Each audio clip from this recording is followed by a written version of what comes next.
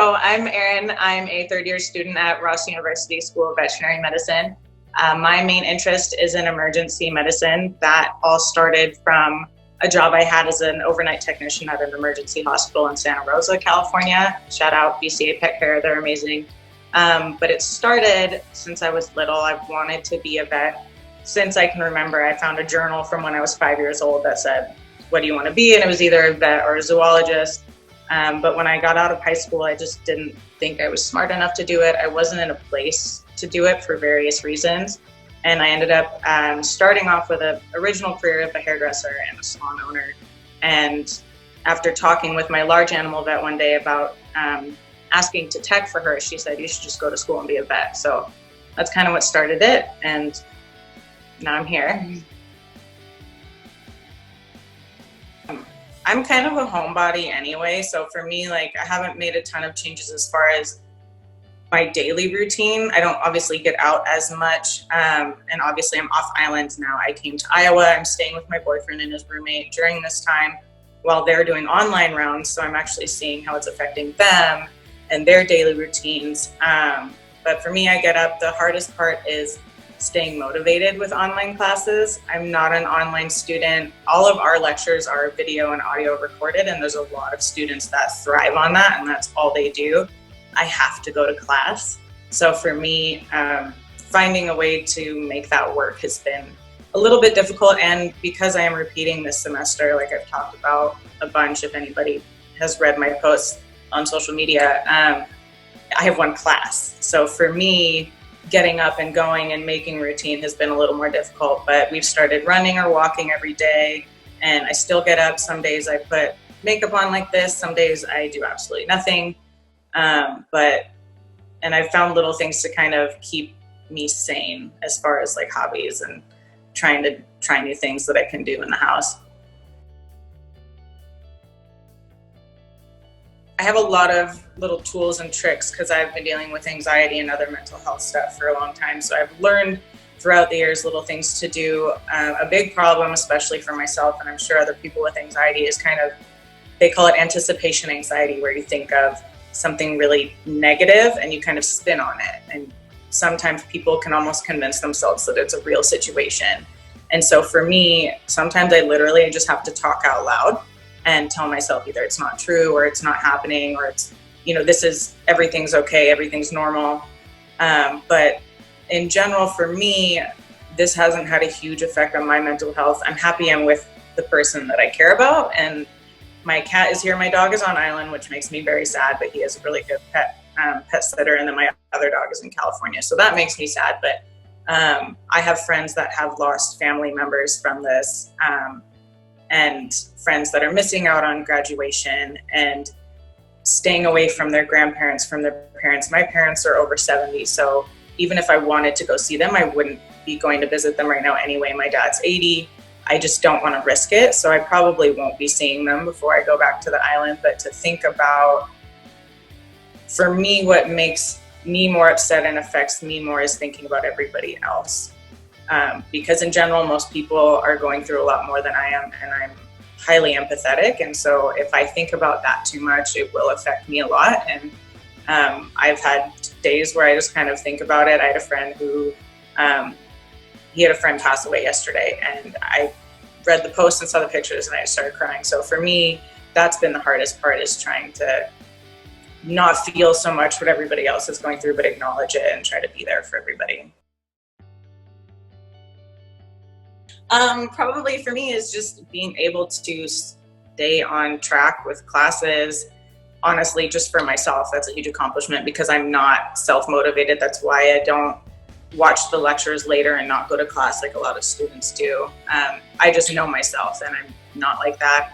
But it's really just staying on task, and I also don't beat myself up for not being on task one day. This is a totally different situation for myself and for so many other people that, you can't really expect yourself to be on point all the time.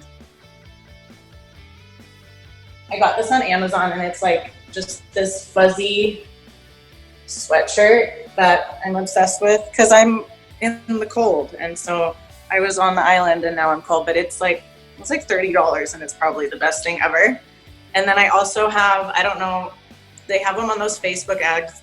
They're called like the Cozy. They're like the giant sweatpant snuggie things. I have one of those too, and I have matching slippers.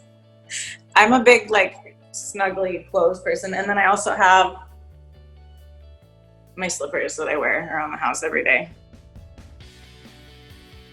I play video games. I'm a big video game nerd. I actually just got brand new headphones, like a headset with the microphone and everything. I'm really excited about them because they're super cute. Mainly my boyfriend, Matt. I mean, he's here. He's keeping me motivated. It was kind of convenient because when I got here, his rotation was orthopedic surgery, and that's what we're doing in my surgery class right now. So that was kind of fun.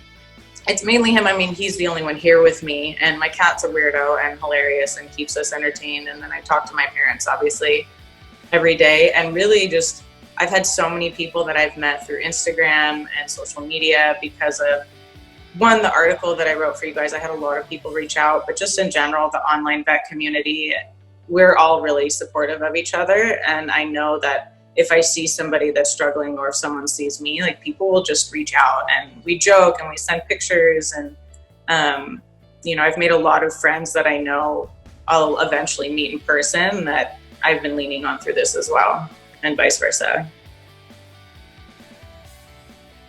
I mean, I hope that people can come back from it. I know that for small business owners and people that only do relief work and stuff like that, this is a big hit for a lot of them. Being a business owner in the past, I definitely understand that on a different level. But I'm also hoping that maybe the public will also see how important, and in general, vet med, this kind of whole idea of One Health, right? How we're trying to kind of combine everything together, human and animal medicine, and for everybody to realize how much we actually have to work together, and just kind of, and for disaster relief and things like that. But I think that in general, this is going to bring everybody closer together. And I hope that that just continues, is that we all kind of just work as a team, whether we know each other or not. You know, if someone needs help, be willing to help, or at least open to helping, even if you may not be able to at the time, because I find that we can get kind of selfish in certain situations as well. Potentially go home to Oregon. I have a lot of friends there still. Be outside more, and then go back to the island. We're actually going to be online until the end of June. So typically our 7th semester at Ross, we start doing live animal surgeries and things like that. And you start at the beginning of the semester, but we won't be doing that until the last 2 months of the semester. So for me, unfortunately, I could probably go back earlier, but we'll only really have 2 months on the island before we're done on the island. Those of us that are in 7th semester, and it's going to be pretty packed and pretty busy. So I'm excited to get to that and to get to that point in school. And I'm excited for all my friends to get back to clinics and get back to doing what they want to do. Watching them try to do all this online, I think, is frustrating for everybody, because it's the hands-on stuff that you really crave when you're in school. I don't know if it's necessarily inspiring, but I think that it's kind of something I say all the time, is we forget that it's like okay to not be okay. Super strength. Because then it's like, I don't know, if a car flips over, I can like pick it up or something, and I don't know.